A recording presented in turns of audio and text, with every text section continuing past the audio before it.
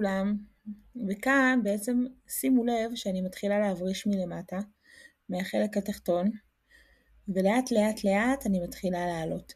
תראו, למרות שכל השיער שלה קשרים ובלגן, פשוט לא כואב לה. לאט לאט עולה ועולה ועולה, אחר כך גם יהיה לי כיף יותר ויהיה לי קל יותר לסדר את השיער. שימו לב, אני עולה עוד שורה ועוד שורה, אני כביכול לא מעמיסה את כל הקשרים בבת אחת, אלא אני נותנת להם לרדת ללמטה, מורידה עוד ועוד ועוד. שימו לב, ככה לאורך כל השיער, גם כן בצד, שוב, מלמטה ועולה ללמעלה, עד שכל השיער יהיה מסורק יפה וטוב. ככה גם לא כואב, ככה נעים ונוח.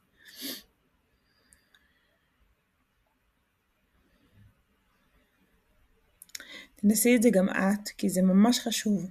הרבה בנות נוטות לסרק מהחלק העליון לחלק התחתון. אופס, תראו, נתקעתי בקשר, אז פשוט ירדתי חזרה ללמטה, ואז שוב התחלתי לעלות בחלק העליון שם, כדי שגם כאן לא יהיה עומס של קשר למטה. עכשיו תראו איזה כיף זה פשוט להעביר מברשת על הכל, הכל חלק, הכל כיפי, הכל נעים, הכל מסודר ורך. יאללה, תנסי את זה בהצלחה.